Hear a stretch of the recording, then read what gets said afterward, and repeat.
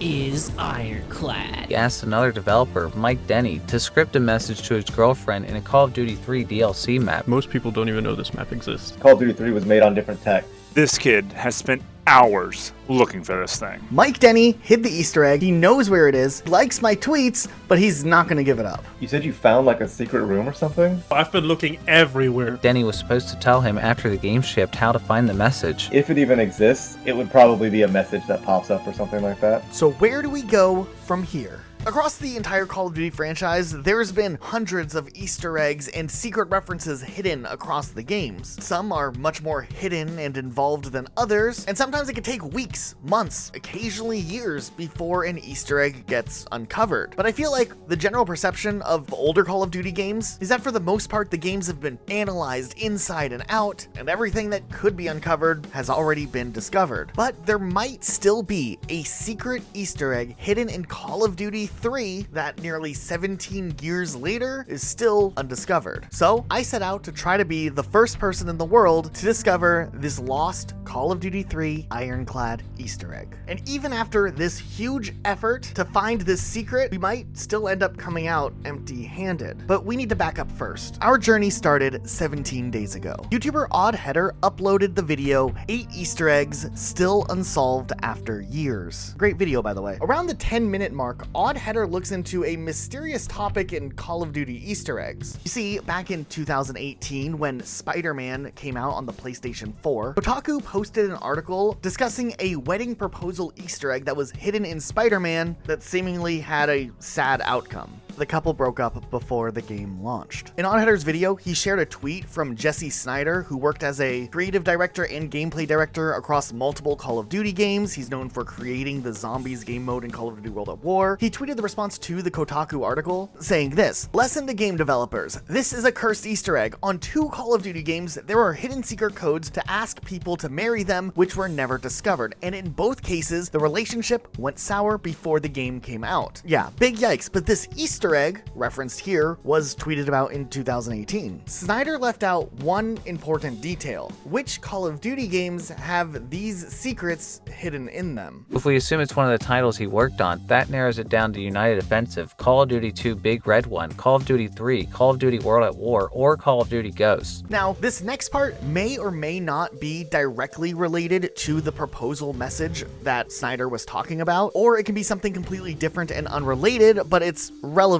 here, and you'll see why in a bit. 3 years later, Jason McCord, also known as Monster Clip, who was a former developer at both Infinity Ward and Treyarch, tweeted out this throwback that refers to a Call of Duty map that most Call of Duty players nowadays have never played on. The tweet read this: "I built this multiplayer map for the Call of Duty 3 DLC map pack called Ironclad. I asked at IWMiked, referencing Mike Denny, a senior level designer who's worked at both Infinity Ward and Treyarch as well, to script a message to my girlfriend, and he said he would tell me long after the map shipped how to see it. Can barely even find references online that this map exists. So, Mike, did you do it?"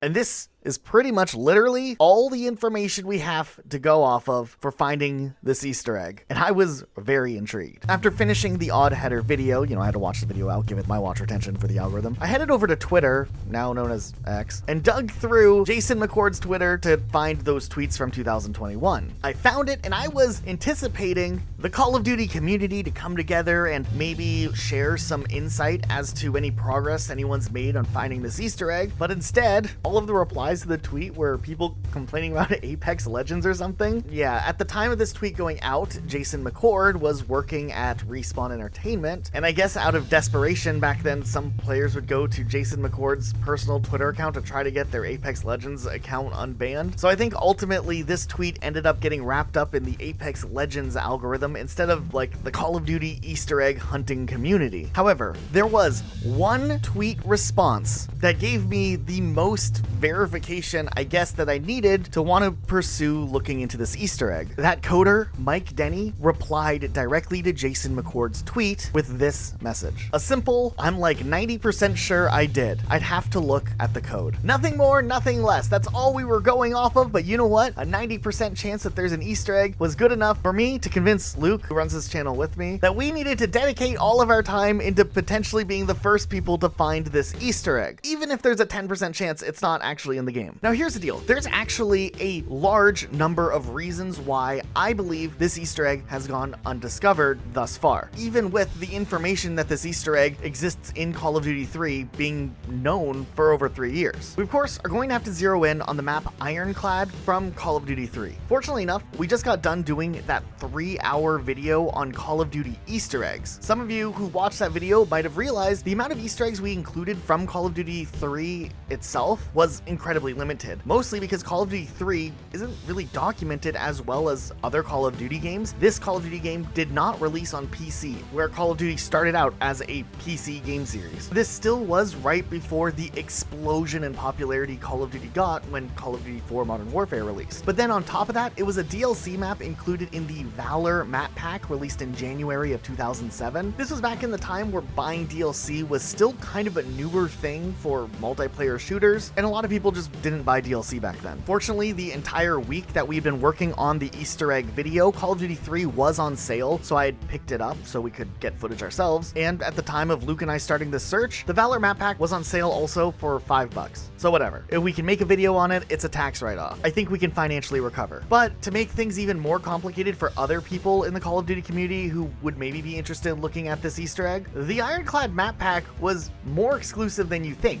Yes, it was a DLC map, but it was a DLC map exclusive to the Xbox 360. So while Call of Duty 3 did release on the PlayStation 2, the Wii, and the PlayStation 3 later on as well, none of these versions had DLC yet. The PlayStation 3 had just come out in 2006. I don't think its marketplace was even set up for DLC yet by January 2007, where the Xbox 360 released one whole year ahead of the PlayStation 3. So obviously I pretty much knew loading up on a map like this, something that's been undiscovered for all these years, it probably wouldn't just be something I'd instantly find in one game of walking around by myself. But upon loading into it, it became very, very evident that this would maybe be a bigger project. The map Ironclad is actually enormous. It's set in this large dry dock area. There's like a ship being constructed, but this marked the start of what would be 17 days in a row of me spending hours upon hours looking at every corner of this map and trying to figure out what is going on here. This map features a large train derailment in the middle of the map, splitting it in two. And since this map is intended for up to 24 players to be playing on it simultaneously, there are about 5 horizontal lanes running across the map with outdoor corridors wrapping around all of the major buildings. There's a couple of towers and other structures that you can get up to with ladders, and several different buildings with indoor set pieces from one another. Like there's this storage facility, there's this train station, there's like a classroom over here, there's a little courtyard, there's this lower area by the docks. I think it was around day 14 or so, I decided to try to make a makeshift map of the level just to help me visualize it better, and maybe I can make a visual aid for this video.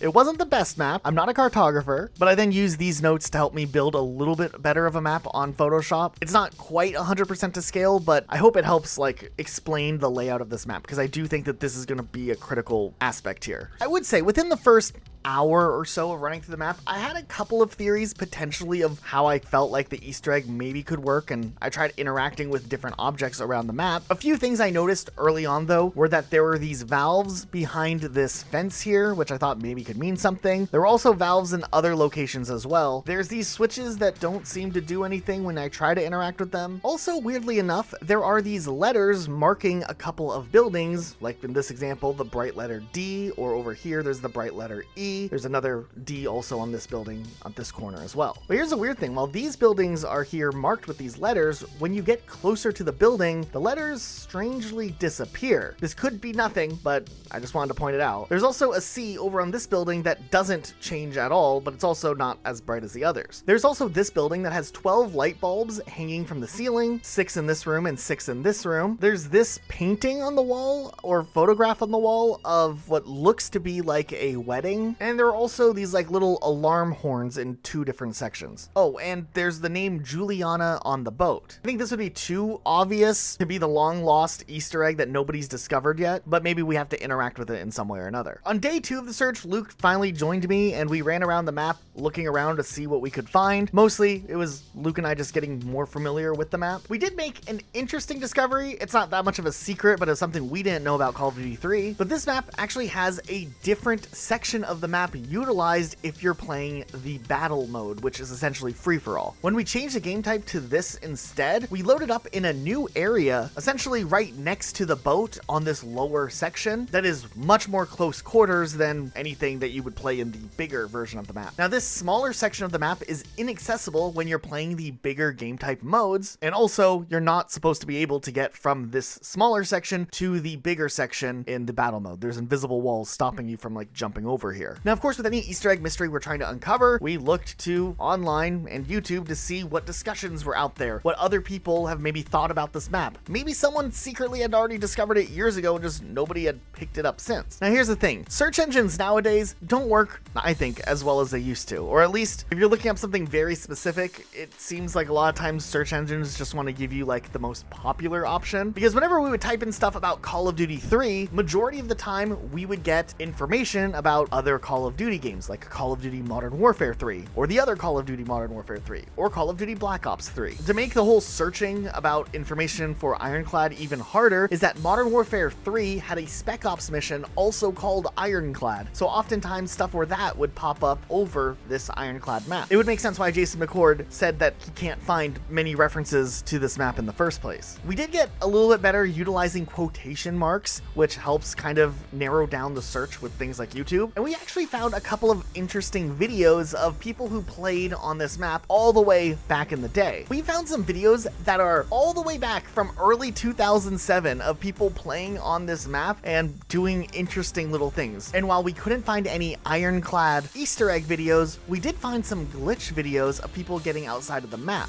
And hey, if we can get to look at the map from a different angle, maybe we can think of something we haven't already thought of as to how to maybe activate this Easter egg. So there was one video where they jump out of the map by just sprinting off of this middle platform across onto essentially where these barrels and rope are, and you get stuck on an invisible barrier that you could just spam jump and you can climb over. Gives you access to this section by the water here. There's not really too much specifically out here that you can do. You can jump off the map here, and once you hit the skybox, you freeze up and you can't move anymore, and you have to press start and hit the respawn button. After we explored this section of the map for a while, we switched over to team battle mode, which put us in the larger part of the map again. And we found this glitch that was pretty complicated at first, but eventually I was able to get it to work on split screen, just not with a player who was like on Xbox Live. It had to be through the split screen system. But essentially, if one player is laying down and another player jumps on top of the player while doing split screen, and the top player pushes forward while the bottom player pushes backwards, in this one randomly specific spot by this building, both players will begin to elevator up, which eventually allows one player to get on top of the roof. This is cool because you can now look at the map from brand new heights, and I think you might be able to jump somewhere, but I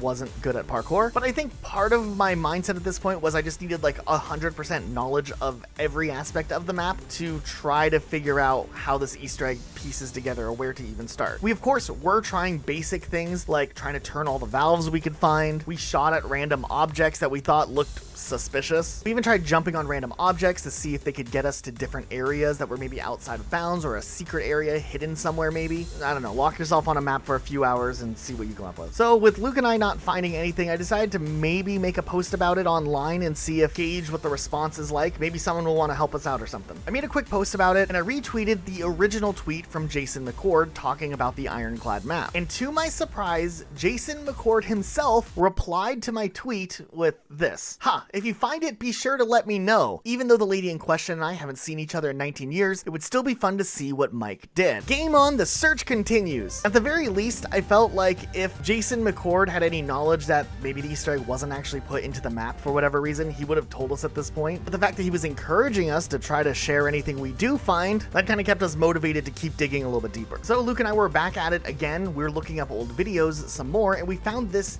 interesting glitch, but we couldn't really figure out too well of how they were doing it with 2006, 2007 recording software. But after testing some things out, we discovered that if you're playing on the battle mode, that free-for-all map, the smaller side, but if you have one player lay down underneath the staircase and the other player stands on this railing decline while crouched and specifically holding a Thompson, and then they melee at the player laying down, the player holding the Thompson will be sprung up into the air to really high height. Now, this usually results in your death, but you can actually try to aim yourself up for this structure here, and there is an invisible barrier that you'll end up landing on and you can stand on. It'll also break your fall if you don't get too much height, and you won't end up dying. From there, there's a couple of options. You can walk across on an invisible wall that'll connect you to the other structure across from it, and it gives you a nice aerial view of this section. You can see that there's like nothing secretly built inside the boat, and you can just like look in all these directions here. But you can also drop down to another invisible barrier that's kind of high up, but it's above these ropes, and I think it's placed there to prevent players from crossing over from the free-for-all section to the team-based section and vice versa, and the barrier stops all the way up here, so I think that's what I'm standing on. From there, you can make your way safely down if you wanted to explore the team section of the map while loaded into a non-team game type, or you can glitch out of bounds and get to the backside of the ship if you wanted to see what's going on down here, or you can run around here and see inside of a couple of buildings you don't have access to, and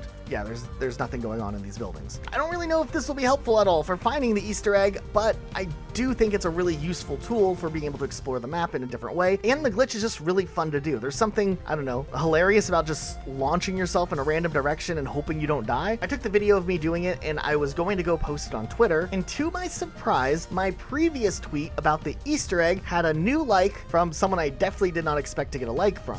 Mike Denny himself had liked my tweet. Now I know the guy who hid the Easter egg, at the very least, knows that someone out there is spending a silly amount of time looking for this Easter egg. So this is where the search really starts to get interesting though. I end up posting the video of me launching myself up here. Just a little update, and I get 2 likes. One from @VladSFX, who replied under the assumption that I only was on the free-for-all version of the map to let me know that if I changed the game type, I could access the big team version of the map too, which, while we had already figured it out, it showed me that this Vlad guy at least knew something about Call of Duty 3. He was a COD wiki fandom editor and a Call of Duty modder. His name seemed familiar, and he followed me on Twitter. And the other like, Mike Denny again. From there, I ended up choosing to take a very educated guess on what I thought Mike Denny's business email might be, and I typed him a quick little note asking if he had any information at all, if he could remember absolutely anything about the Easter egg, maybe even if he knew if it actually existed and was there. I wasn't really expecting a response, and I didn't get one. To be honest, I don't even know if my email went through. Then I also reached out to this Vlad guy. Okay, so now Vlad is actually a really big deal here. As it turns out, he was the member in Odd Header's YouTube community, and not only was he the dude that had submitted the tweets for Odd Header's video, but he also was the member of the Call of Duty community to solve another old school Call of Duty Easter egg. You see, last year, Vlad was the first player ever to find a secret cheat code hidden in Call of Duty United Offensive that Jesse Snyder, the guy who created Zombies we talked about earlier, had hidden that game, which ended up turning all of the enemies into toilets. This is the same Vlad that made history uncovering that, so I followed him back and reached out. And the rabbit hole that the two of us went into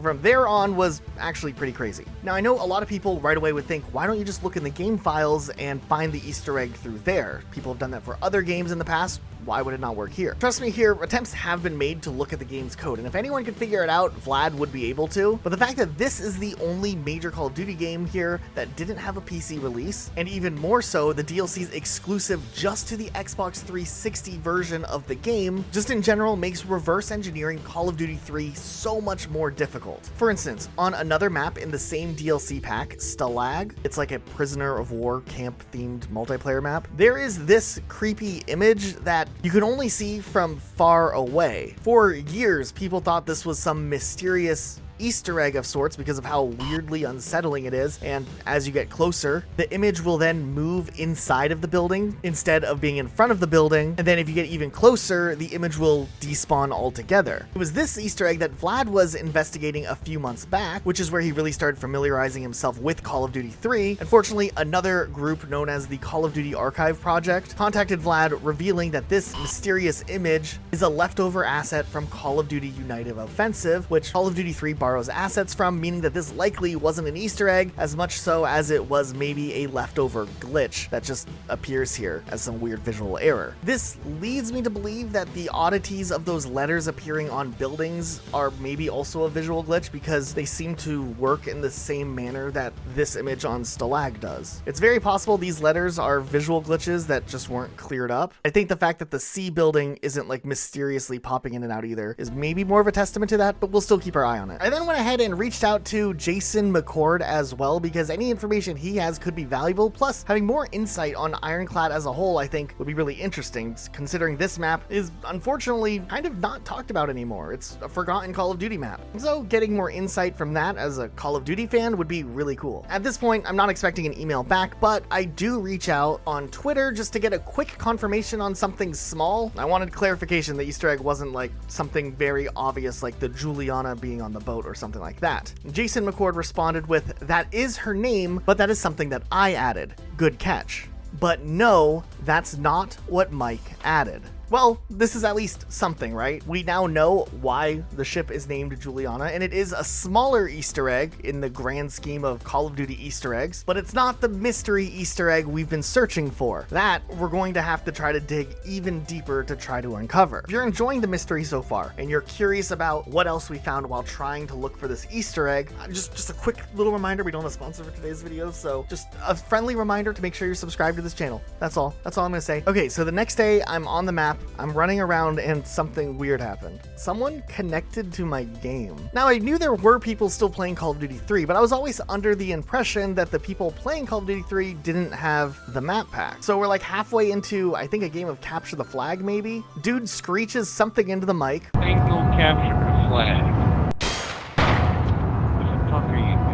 I walk over to see what's going on. He picks up the flag, turns the corner, and team kills me. Okay, just my luck. I don't even know what's going on at this point. But then another player connects. We're all on the same team at this point. And this guy who joined first, I don't know how to say this name, immediately starts complaining about this guy who had just joined in the game. Fuck like this, I want to cheat. Makes me so great. Apparently, he knows this guy from another game at some other point, and they have beef. Like, they don't like each other for some reason. So then they just start killing each other exclusively. Like, I'm not even being shot at anymore. They're just going strictly after each other. The dude who joined first said something along the lines of how that other guy is a cheater and he's seen him flying through the walls and how he would go anywhere on the map that he wanted. I don't know, they started like noob tubing each other. Then one of them picks up the flag and starts spam picking it up and dropping it over and over and over and over and over again so that the music keeps playing over and over and over and over again.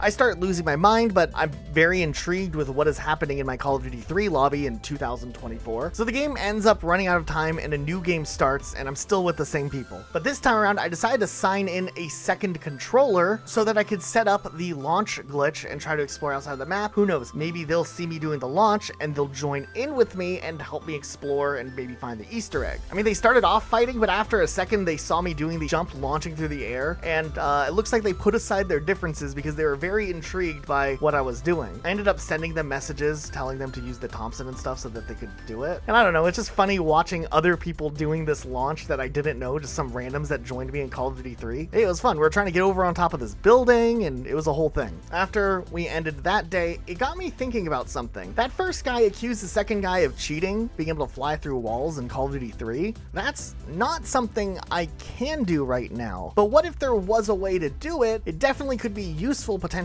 for finding some sort of Easter egg, right? Well, then I went and reached out to a YouTuber and gaming preservationist, GameCheat13, who also is known as Alpha Archive, because I know this dude has had a lot of history with like looking into hidden details in games like Call of Duty and Halo. I messaged him on Discord asking if he knew anything about the Call of Duty 3 Easter egg, and he offered to send me a modded Xbox 360 for like next to nothing. Hey, if I can make a video on it, another tax write-off. I think I can financially recover, hopefully. Now, of course, I'll be careful not to use it online. I don't want to get like banned from Xbox and whatnot. But it would take 5 days before the Xbox 360 would arrive at my house. So in the meantime, I had more research to do. Fortunately, not too soon after I sent that email to Jason McCord, he actually responded. He was actually more than happy to join Luke and I in an interview where we could ask him questions about this map, so we set that up for a few days later. Meanwhile, I decided to start checking off some boxes on potential ways to activate an Easter egg that may or may not work that I wanted to try. You see, on the free-for-all section of the map, there are 4 valves in close proximity to each other. So I thought maybe if 4 players all held down like X at the same time in front of the valve, maybe it would activate something somewhere and the Easter egg would become visible. I loaded up 4 controllers in split screen, one of them with really bad stick drift, and got everyone in place. I lined it up, I held X, and nothing happened. I also took 4 players into the regular full side of the map, and there are 4 of these like mechanical switches in different places. And once again, I put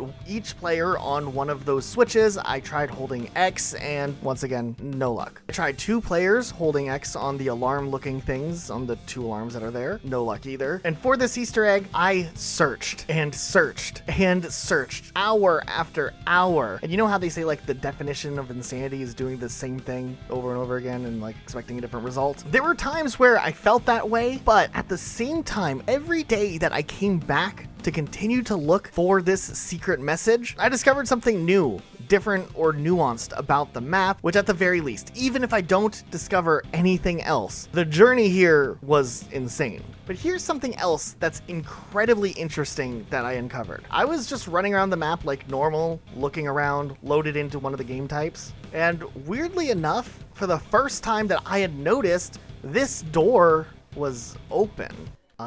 What's going on here? I go inside the room, and honestly, there's not too much going on here. There's some like pipes on the wall, a boarded up window, a door that's not accessible, and like these things down here on the floor. Why was this door open though? I went back and loaded up on regular team battle again, and the door was in fact shut. So it wasn't just like a room that had been there the whole time that I just missed. This was a room exclusive to being loaded in on Capture the Flag. So then I tried loading up on another game type, Headquarters, and the door was shut again. I then loaded up on War. The door was shut again. One Flag CTF. The door was shut, but this other door on the wall right next to it was open, giving me access to the same room again, just with a different entrance point, with the old entrance point being closed off. What in tarnation is going on here? Okay, so I think I have a theory. I'm pretty sure this serves as either a spawn room or a respawn room, but also it could be a little side room used as a place for a player to hide if they're carrying a flag in like a Capture the Flag game type. And maybe when they were working on the map, at some point the decision was made that to make this map, which is asymmetrical, balanced for both sides, giving the team that has to defend that side a little more cover could be useful. But that's just like my guess here. I did load up on the free-for-all version of the map again. I did that launch glitch to get up on top of the structure here, and then I dropped down, and then I dropped down again into safety, and I ran over to see what was going on there. And actually, this time around,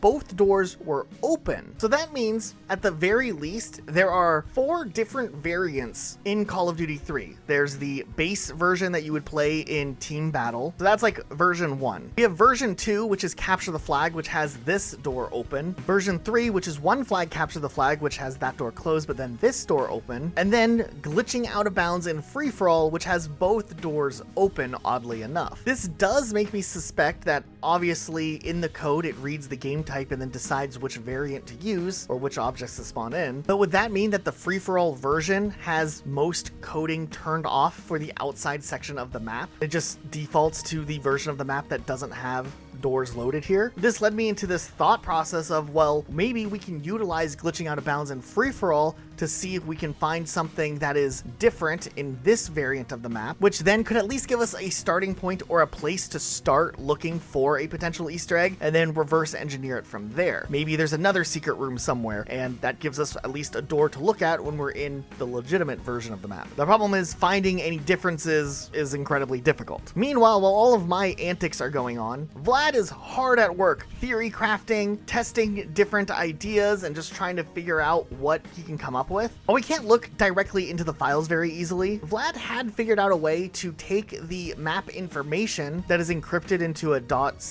file, something that regular people don't have access to read. Using a program called imhex, we can look at essentially the binary data that is in the file associated with the map. While we don't have an engine to run anything or to look through specifics like textures or anything like that, we can at least recompose the binary data to see if there's anything. And while there are thousands and thousands and thousands of lines of just random recomposed gibberish here, Vlad found one interesting thing though out of all of this. In just one small section of the hex code here, there are references to lighting fixtures, light bulbs, and valves. These are the only objects that are referenced in the hex code. They are the only thing readable in the entire hex code. This doesn't explicitly point us in any direction, but maybe just because of this reference, we should look at valves and light bulbs a little bit closer. Vlad also discovered that the valves and the switches that are these like boxes that we looked at earlier trying to do the 4-player thing do have modeled skeletons associated with them, which means that the objects could theoretically be twisted, turned, and moved if someone wanted to code the animation for it. Of course, we haven't been able to make anything like this move, but in theory, maybe it could be. So back to the map we go. I've tried a lot of different things. I've tried activating all of the valves that I've found across the map. There's 6 in the free-for-all section, and there's 6 in the regular side of the map. I can't figure out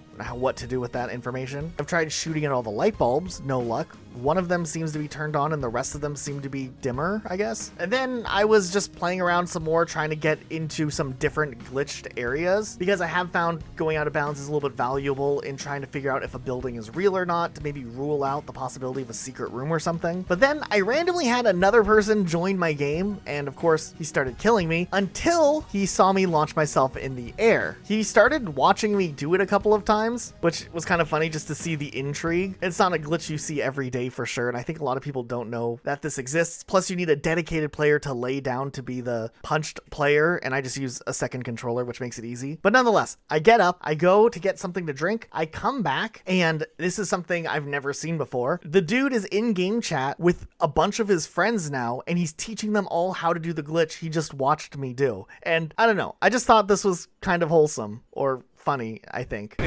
Solo con el Thompson.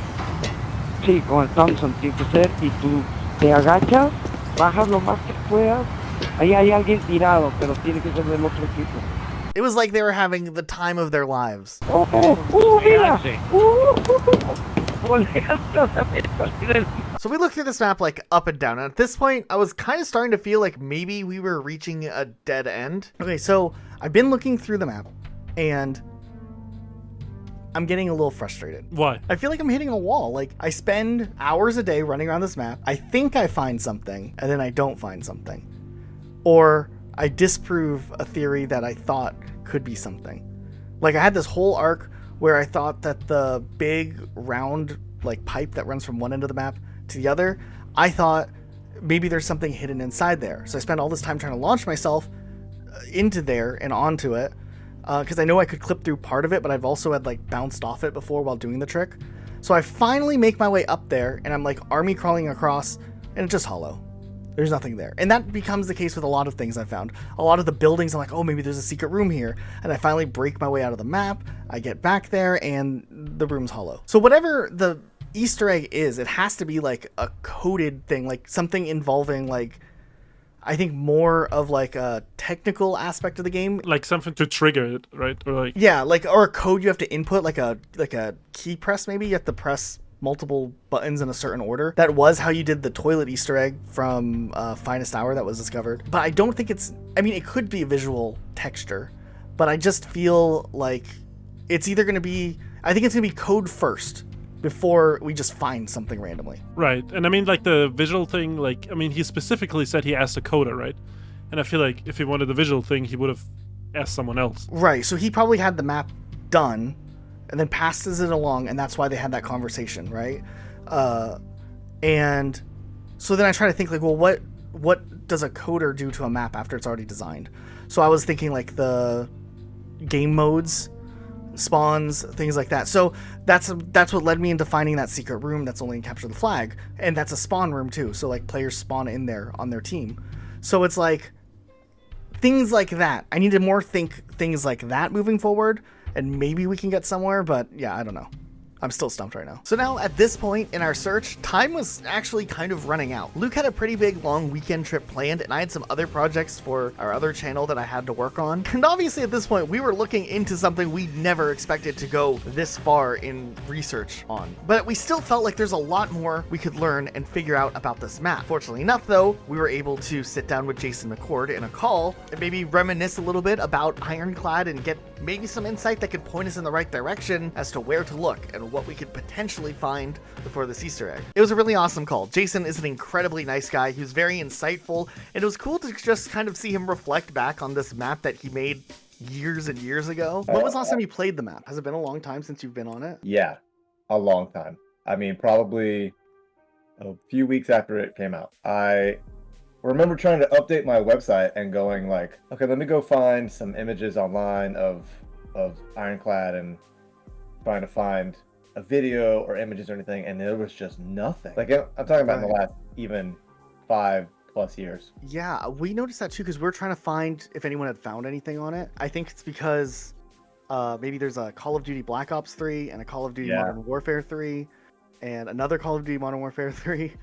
And there's a lot of they've used the term Ironclad a couple times since then. Right, there's a Modern Modern Warfare Warfare 3 Spec Ops map. We were like, oh, look at this, and then we're like, oh, it's not what we're looking for. So Yeah. Working on Call of Duty 3 was interesting just because it was my second game after Call of Duty 2 Big Red 1, and it was Treyarch's second Call of Duty, and COD wasn't massive yet, right? Like, Call of Duty 1 was a good game, and there was some expansion packs and stuff, and some Finest Hour on the PS2, I think, and we had made Big Red 1. The Call of Duty 3, like, getting to work on a numbered sequel was like a pretty big deal, but we had to make it in like 9 months or something, and make it for the PS2 and the Xbox 360, like, so cross generational platforms, which was, really hard in terms of like balancing how much you can put in a level because it has to work on the PS2. So yeah, it's like a blur working on that game. And then the map, I remember not a lot, but I remember that it was specifically designed for the war game mode, I believe. You would know more than I would at this point. That sounds correct. And then, war's in there, yeah. But it's like a long map, right? It's like a long map with sort of the points spread out so that it can have like a progression, push and pull sort of feel to it. And I think we tried to make CTF play pretty well in it as well. But I remember war kind of being the main driver for it. Okay, yeah. We noticed there was like a small section, I don't know if you remember this, but there's a small section of the map right under the boat area that's exclusively blocked off just for like the battle free-for-all mode that you can't access in any of the other game modes, only in the free-for-all mode, and it has like these like little tunnels in the middle. I don't know if you remember that part of the map. I don't. It's like right on the side of the boat, like down below in like the pit. Yeah, kind it's like a second map within the map almost. We didn't even find it till like the second day. Yeah. Like, oh, what is this? We saw a video and people were in a part of the map we had never been on. We're like, how did they get over here? That's interesting. If I had to guess, it's probably because of the it sort of being a tangential flow. Again, correct me if it sounds wrong, but like if you're trying to play war or CTF or something up there, like that might be just confusing for players, being lost down there and being like, this isn't taking me anywhere, We thought it was cool though, just to have like a specific area that's completely different. I know this is like, once again, it's hard to like question you about what you remember from something like all the way back in like 2006. This Easter egg, right? Do you remember? I know you tweeted about it a couple years ago. And then it surfaced in the Odd Header video. I don't know if you've seen the video. It's like I did. I mean, when you posted that's how you found it. I went and looked for that video, but I hadn't known of that video for that.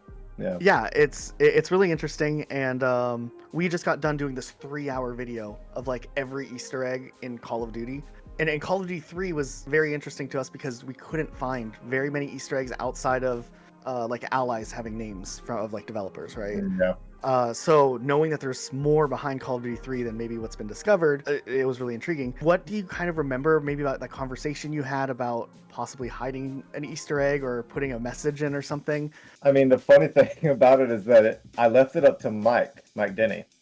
Like I said, we made that game very fast, so I'm sure the DLC had had sort of a similarly compressed timeline. So that's probably why there's not a lot of Easter eggs, right? Usually you get Easter eggs whenever devs have a little more time. They're sort of finishing some stuff up, and other people are doing stuff, and they've got time to kind of go in there and like add something special. But we were just working so fast, and I went into Mike's office and I was like, "Hey, Mike, I'm working on this DLC map." He must have been working on it too, because he was a very senior scripter there at Treyarch at the time. So I either went to him because to say he's the guy that could like kind of get in there and just do something for me, or he was working in it already. And hearing you say stuff about like some of the doors are closed or some of the paths are blocked off in certain modes, which means a gameplay scripter had to get in there and do that. So it very well might have been him. Either way, I went to him to be like, "Hey, my girlfriend, she lives in Atlanta," because that's where I lived before I moved to Los Angeles to start making games. And I was like, "Hey, I want to do something in the map for her," but I felt sort of not embarrassed, but sort of like I didn't want to ask too much. We're all working hard, right? And I was like, "But I need your help. Could you do something for me?" And I kind of thought maybe we would brainstorm a little bit about like what he might want to do, or like like if he asked me what I was thinking or anything. And he just said like, yeah, I can do something for you." I was like, "Oh, cool, man. What are you thinking?" He's like, "I don't know. Let me think about it and ask me what it was well after it ships." And I was just like, "Well, okay." And I left his office, and that's when I went back, and I think that's probably the point where I put her name on the ship, because I was like, well, I don't know if Mike's really going to do anything, and if he does, then I can't ask about it for a while, so Right. I'll just put her name on the ship, and that's at least what I can do. That's interesting, because we, for a long time, were thinking like maybe it's like a visual, like something you activate and it's like a visual design. But then after like looking for a while, we started to think maybe it's something a little more esoteric, like a script message or something that pops up. So we've been now trying to brainstorm like what type of Easter egg Mike Denny could have put in with like what his expertise is with like making and developing like these types of maps. So I don't know. Do you have any suggestions or ideas of what you think it could possibly be? I mean, that's clever. That's really good detective work on your part, because that is what it would be. It would be something like that. It wouldn't be geo-related, visual, like in the level, because Mike doesn't do that type of stuff. He's very much a gameplay scripter. So if he was to go do something, I'm imagining it would be something with like the order of doing something, like hitting certain triggers or playing the game mode in a certain way, like capture this point, then this point, then this point, that sort of like some sort of order you can like hook into and script and to make something happen.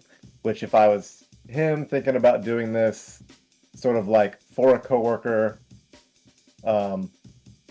it would probably be a message that pops up or something like that. Something to think about. You have no idea the deep rabbit hole we've gone. Like we've mapped out every red valve that's on this map. That you know what I mean? Like there's 12 valves. There's 6 in the free for all section, 6 on the main section. We've counted them all. We've tried to interact with them all. We've glitched through walls to try to get closer to some of them. We've gotten 4 players activating them all at the same time. There's the room with the 12 light bulbs hanging from the ceiling. We've counted all of those. And I'd like to hear about the other thing. You said you found like a secret room or something? oh yeah, well, I don't know how secret of a room it is, but in the back spawn, I think it's the Allied spawn. It's on the side opposite of the boat. There's like a room that has, it's like there's these doors on all of these buildings, and it's like a alleyway kind of, which is buildings. If you play on Capture the Flag, one of the doors is actually open, and you can go in there. It's like a very small room. And then if you go on One Flag Capture the Flag, the same room is open, but it's the perpendicular door, and the other door that's open at regular Capture the Flag is closed. You and then if spawn you're in in, I think you can spawn in there and Capture the Flag. Yes, I think it's like a spawn room. Battle, which is like team deathmatch, war, and headquarters. It's always both doors are closed. And then in free for all, that little section, if we glitch out of bounds doing that launch to get over the invisible wall and then go and explore the map, both doors are open that time. So I don't know if it was like maybe like a scripted code where it's like if this game mode is on, these doors are closed, and then in free for all, since nobody would be accessing that area anyways, it just default open. But yeah, it was just like a tiny little room.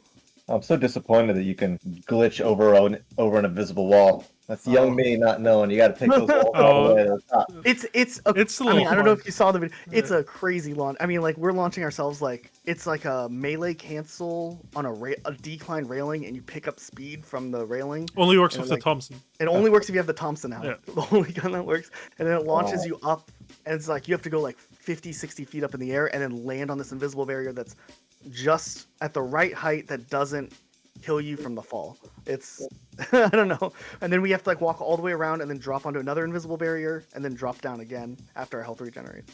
Crazy. Yeah, but yeah, I don't know if you remember anything about that room, but it could have just been, my theory is maybe in Capture the Flag mode, that side of the map didn't have as much cover as maybe the other side, so to make it more balanced, they added like a pocket where like a flag carrier can run in and hide. If you can spawn there, I bet I added a room just for a spawn point. You mentioned the picture of a wedding picture or something, which is odd for a map like that, but Yeah. It's inside the train station. I think it's a train station, right, Luke? Would you say it's? It Yeah, has like a bunch of it's a features. train station for sure. Train station, yeah. Yeah, it has a. There's like a little office, and then there's like some desks and chairs kind of knocked over, and then there's like a painting of like or a picture of like. I mean, I could show you real boys. quick if you wanted to. probably pretty low res. But a lot of times those pictures are from people that work on the game. Oh, that's really. No, that's old timey. Yeah, I guess you can't. I guess it could be people that worked on the game whenever it's World War II. Yeah. There's another picture Really? over here. I think it's just like two guys or two boys. Yeah. What's interesting about working on these maps at the time, and a lot of Call of Duty maps, honestly, when I was working on them at least, is the level designer does everything. Right. Like, there's props, lots of props and textures and stuff. I didn't do those. Those came from the art team. Right. But back then, you don't pass the map to an artist. It's like, I textured everything, I placed every prop, I lit this map, and it's crazy to see something that I worked on that I spent like hours and hours and hours on it, and it's just like, almost don't recognize it. It seems to run okay. Is the frame rate pretty consistent? Yeah. Oh yeah, it's good. frame rate's great. Yeah. I've done 4-player split screen to try to test like theories, and Oh wow. like I don't even see a I performance mean, dip. the way this runs is emulated on the new Xbox, so I think. Oh, I see. Yeah, so it's like backwards compatible. So I think there's like Gotcha. more power. And also, this down here is the free fall area that you can only get into when you switch the game mode to free fall. And it doesn't play entirely down there, right? It just you can get down there. Uh, Or does it Just play in entire- free for all mode, it's just exclusively down there. Oh, really? So if it Yeah. changes to battle, Yeah, it'll load it be up, load it. loading up down there. Very weird. I bet I was like, I want to get down here because you're under the ships, and that should be cool. Like it's a cool place to go if you're making a dry dock. You want to get down there where humans normally aren't really allowed. Feels like a weird decision to make it only in one mode, but hey. I mean, it's a cool mean, area. Like I yeah. played free for all in it. Yeah, that's where we launch ourselves out of the. So yeah, so that we're like in this little arena. Hmm. That's really only these two sides, and then you can get up top too. You don't remember this part too much, or? I'm kind of remembering it as you run through it. Just Yeah, and then this over here would be the normal map, but obviously. look at that. Can't jump over that railing. But like right here is the barrier, so like we launch ourselves from this railing down here, all the way up top to like this, and there's like an invisible barrier halfway here, and then we Wow. drop down onto the Halfway. barrier, like we walk all the way back here. That's weird. It's weird because I had the collision all the way to the top. I got lazy and only went. Hey, I mean, good for us, I guess. Do you remember if there's anything hidden in this door? I doubt it. Okay. We're like debating for like an hour if this is a hatch or like a Like, is this oven, the Easter egg? like what's going on? No, I mean that would be something that would take a lot of effort. Not a lot, but more than I'm suspecting happened for Right. mine. because he would have to like, he probably wouldn't change the geometry, and I wouldn't have added a hole in there. You know, it's probably just a patch sitting on top of the solid wall. But the rooms are a good possibility, because there might be a room back there that we decided wasn't working for gameplay and we sealed it off. After we exhausted our talk about Ironclad and every nuanced theory we had about the map, we did get a cool chance to talk about some other things, just like in a larger Call of Duty context. I mean, Jason McCord's worked on a lot of really awesome projects. He worked on World at War for like half of the development as a design lead before he switched over to Infinity Ward, where he would work on Modern Warfare 2. And after he left, the rest of the design team kind of hid a little MIA Easter egg with his name in one of the World at War cutscenes. I think I saw an interview you did, and you mentioned that there was like a Easter egg where they used your name for like a soldier, right? And then they That's Mike Denny. yeah, Mike Denny, right? And he your MIA because you had to leave like midway through development. Yeah, so I was real friendly with a bunch of Treyarch designers. We kind of all started at the same time. A bunch of us did. Mike Denny is a little more old school, but yeah, when I left to Infinity Ward, which is just, the sister studio at the time, and I mean still is, but the relationship between those studios wasn't great at the time. It was like the OG studio and then the studio that Activision brought on to make Call of Duties, and I was jumping from one to the other. So the designers, my colleagues, my friends were kind of like, you should definitely go do that, but also we're trying to make a good game over here, World at War. And so that was pretty funny, sitting in, I think I was sitting in the Infinity Ward offices working on Modern Warfare 2 when World at War came out, and we all ran out, somebody had a copy, and we all ran out to play the final version of it in the office, and we're just sitting there like as a group, and the first video that pops up, it says like MIA McCord, and everyone starts laughing and pointing at me, and they're like, oh, they dissed you so hard. And I'm like, I'm pretty sure this is a joke, and they're not like actually salty about this, but it was kind of flattering too to see them like put that into the movie and everything. I think it's a kind of a cool homage. We talked a bit about his time working on Modern Warfare 2, and later on we talked about Titanfall and Apex Legends. I mean, he's got a lot of massive projects under his belt, so there's a lot to talk about. We even talked about what Jason's up to nowadays, which sounds pretty interesting. I know you left Respawn not too long ago, right? And you're about 2.5 years now, actually, which is crazy. But wow. Yeah, we left. Chad Greener and I both left on the same day. Who was a designer I worked with at Infinity Ward all the way through Respawn. And then since we both left at the same time, kind of looked at each other like, "Are you retiring?" And he was like, "No, I'm not retiring. Are you retiring?" I was like, "No." He was like, "Hey, you want to start a new company?" Him and another guy started Wildlight Entertainment, and I was employee number 1 there. So I've been working there with, our team's up to about 60-something people now, about 2 years and change into development. So things are can't going talk good. about anything yet, right? Like just We've been pretty quiet. We're kind of we're a little more of the old school type of dev, I think, that just likes to cook, and we'll let you know when we're ready. I think No, I that's prefer awesome, that anyway. So yeah. too many We, times we'll see a trailer, and then 8 years later the game comes out. I know, Maybe. right? Maybe. Yeah. But the big variable in question when it came back to Ironclad, though, was, once again, what did Mike Denny hide on Ironclad? Knowing Mike, it's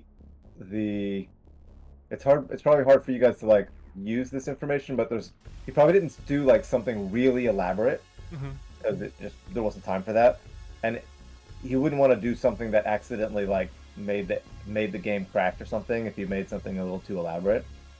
So hiding something that already exists that you just have to like glitch in to find it does make sense, or doing something that is triggered probably pretty easily, but you wouldn't really do it normally, is probably my guess. Like But, a button combo or something? I doubt a button combo. I just mean like shooting something, is always Okay. kind of like an easy thing to like shooting some number of things in an order, maybe like, that is kind of like getting up there and causing some potential like script errors and stuff. But yeah, I know it's fun to like try to think what he could do. I mean, I could literally reach out to him and ask him. I just haven't, because the mystery is more fun. I mean, the mystery is a lot of fun. We've reached out, like, we tried, I tried emailing him, I didn't get a response. I tried tweeting to him, didn't get a response, but he likes my tweets about looking for it. I think he's So I'm having like, fun with it. yeah, he's having, like, I think, like, he knows that I'm looking for it. He knows I'm spending, like, all this time. So I think he's having fun, You know what I mean, with the search. I think if we're gonna find this Easter egg, we're really gonna have to dig in deep and start thinking like Mike Denny. What does a Mike Denny do on a map back in 2006 that's supposed to launch on one platform? Like, what is something a scripter would do and hide in an Easter egg if he's trying to do something in somewhat of a limited time, but is also a skilled programmer with a lot of expertise? This is kind of the angle that we've been thinking about for quite some time with this Easter egg. And honestly, at this point, I'm not too sure that just 2 or 3 people are going to be able to just easily solve this Easter egg. This mystery obviously is way deeper than we had thought, so we're going to need probably more eyes to look at this, and hopefully by this video going out, more people will look into Ironclad and try to find what the Easter egg is, or maybe theory craft some ideas of things we could try to potentially solve the mystery here. So I think we need to go back real quick and catch everyone up to speed as to every detail that we've looked into, so that if you want to search for this yourself, you're starting with at least the most updated information at the time of this video going out. Okay, so we already talked about like things like the valves and the light bulbs and these switches that we've tried interacting with. There could be another way to interact with them that we don't know about. We're pretty sure that these letters that pop in and out on the walls are just a texture glitch. At this point, we have been able to glitch out of bounds in pretty much every direction that's on the map, but there hasn't been anything too notable outside of the map that could be related here. We've shot rocket launchers at every single door that's visible. I've crawled across the pipeline up here that, as long as you stay close to the left side, if you glitch out of bounds and get up on the roof and then jump on the pipeline, you can make your way all the way across, but it does have a little drop off, so you have to be careful at the end. We've tried shooting the different letters on the Juliana boat to see if we could spell something out maybe that has a secret message. We've looked at this rust on the back of the car here for a long time, thinking that there was maybe a painting here or some secret image. I think it's just the rust and camouflage, but I don't know, your head plays tricks on you after a while. There's this picture of a wedding. There's this picture of 2 kids, I think. There's also a few doors around the map that look extra suspicious, like there'll be a chair blocking it or something, or just seems like it's in an interesting place that could have something relevant here. There's this random hole in the map by one of the valves where you can fall through, which I'm pretty sure is just like a glitch and nothing else. And then obviously there's this little door hatch thing in the free-for-all section that always has looked suspicious to me. But there isn't like a section of this map we haven't looked at closely. But with time running out, Luke and I did reconvene again in a call just to kind of go over what we knew and tried to come up with any other theories. Okay, so we found something kind of interesting when we were looking through Call of Duty 3, which is a weird glitch that lets us get into rooms or sections at least that we weren't able to get through before. We were using the medic class where you can revive people, and we found that if a person dies nearby like a fence or something, and then you revive them, and when the body's like ragdoll goes through the fence, we can pick up the person and they'll respawn on the other side of the fence. Did I explain that correctly, Luke? Yeah, I think that sounds right. And I mean, like, we immediately looked for the valves behind the fence, and right. And that's what we're able to get into, though, which we weren't able to get into before. So we're hopeful, hey, now we're in here, we can interact with the valves. Not the case. A little glitchy in there, a little interesting. Right, we did the revive glitch inside the fence, I think, a couple more times to get you deeper inside. Yeah, I was able to get to the other valve, yeah. But it didn't do anything. And then, like, I think we went more insane, and we went to, like, every corner, everything we could find, and tried, like, doing the revive clip the same way. I'm really starting to think, like, this is going to be a very specific Easter egg, like something not maybe too convoluted, but we're gonna have to like find a single item we haven't interacted with and then maybe like hit X on it or shoot it or press a button or something. I don't think it's gonna be as obvious as like a valve like I maybe thought it was at first. If there's valves in a game and levers, even if this game hasn't been played that much, someone would have walked up to the levers and like hit them, you know what I mean? You're right. So it's gonna be something like completely random, like a hay bale or something. Yeah, I mean it could be literally any item, and there's a lot of items in different sections in this map. Could it be like a random brick on a wall? I mean, you know, maybe it's like a book on a bookshelf, hidden like it opens up, you know. It could be anything. Hard. I do have a theory, or I'm very suspicious of one part of the map, though, that we have not been able to get into yet. Do you remember the train station? If you go upstairs. Oh, yeah, you're showing me that. There's, like, these rafters, and if you walk on the rafters, there's, like, two doors. One is blocked by some boxes, and the other door leads into a room.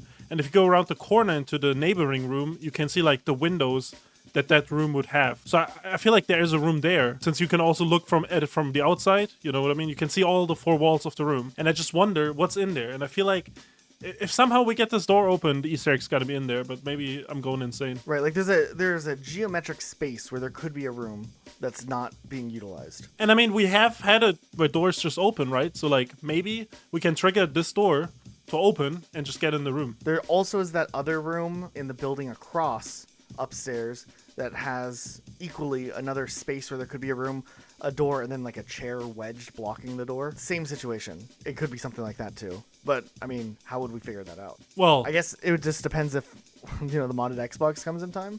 Still waiting for that, by the way.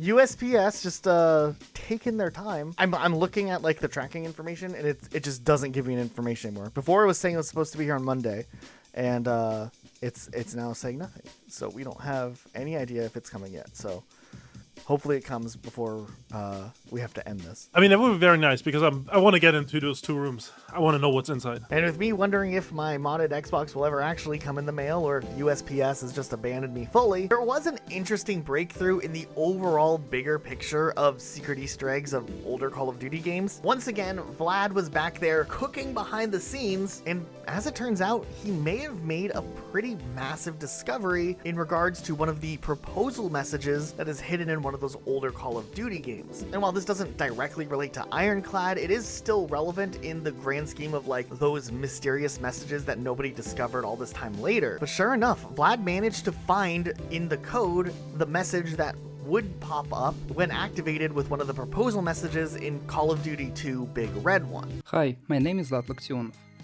After GC Snyder's tweets, I realized that the marriage proposal can be found in 2 games, Call of Duty 3 and Call of Duty 2 Big Red 1. After researching Big Red 1 files for 2 days, I collected traces that directly indicate the existence of the love message. It contains the following text: Olivia, my love, will you marry me? Simon. If you examine the end credits, you will find a section with special thanks from the development team, including a few words from Simon's song. He expresses gratitude to my love, Olivia Cole. This confirms who left this secret message. Based on the card structure, the message in Big Red 1 is purely text-based. However, it's not presented as a regular hint overlay, like press A to jump. Instead, it appears as a fake debugging error, visible during the walkthrough of the first level. With a high degree of probability, the secret is accessible only in developer mode, meaning ordinary players could not reproduce it. This is indirectly confirmed by the fact that Simon was a tester. Most likely his plan was to run the game on his hardware and let Olivia play the first level until she encountered the love message. I'm confident there are still many unsolved secrets in the Call of Duty series. I'm proud of our small but active community of amazing modders and researchers who surprised with new discoveries every year. Have a very safe and productive day. Goodbye. So after all that, after waiting all this time, finally, my Xbox arrived. It was very late. It was a pain having to wait for it. I don't know what USPS is doing nowadays, but at least I could hook it up and try Call of Duty 3 and see if finally, with extra tools, maybe I can discover something. Overall, this is what I found. Nothing. And let me explain. I spent a long time studying this map before I had the ability to walk through walls and stuff. And I spent a long time flying through the map, being able to check every theory we've had. Those rooms up by the rafters, nothing. You can see through the walls on one side, which means that they never textured it, which likely means this room is never intended for players to access. We checked the other building on the other side. We checked all the little buildings that don't normally have indoor access to see if we could find anything, and ultimately there wasn't anything here. So this kind of is discouraging. It puts us back at square one on some of these theories we thought we were closer on, but like we said before, it's just a matter of a trigger likely that activates the Easter egg, and then whatever the message is will appear. It could be text on the screen, it could be an item showing up in a weird way. I mean, technically it could be as far as like a room spawning in completely, but as far as we know, without the Easter egg activated, there's nothing in these rooms going on. There's nothing in these houses. I did notice you can walk around in the attic of these little houses, but that is pretty insignificant, I think. So I guess the big takeaway is if anyone else is going to try to pursue this Easter egg, you don't necessarily have to rely on having a modded Xbox, I think, to uncover it. It's going to be something anybody is able to do without using like the ability to no clip. But believe it or not, this isn't where our story ends yet. There still were more discoveries that were made. Now, Game Cheat gave me a really good idea where using my modded Xbox, which I feel like is going to really come in handy down the road with other mysteries we look at. If I'm playing on the map, I can actually wirelessly dump the memory from the Xbox 360 console to a file type on my computer and then use a hex editor to look at the binaries there. I decided to give that a try, and surprisingly enough, majority of what I dumped is actually readable. There's a lot of information. I mean, thousands into thousands into thousands of lines of translated text. But it's so much, it's like things ranging from stuff you would see on like an Xbox dashboard all the way to like specific text that would appear on the screen or dialogue that's translated through subtitles. There's map names, there's a lot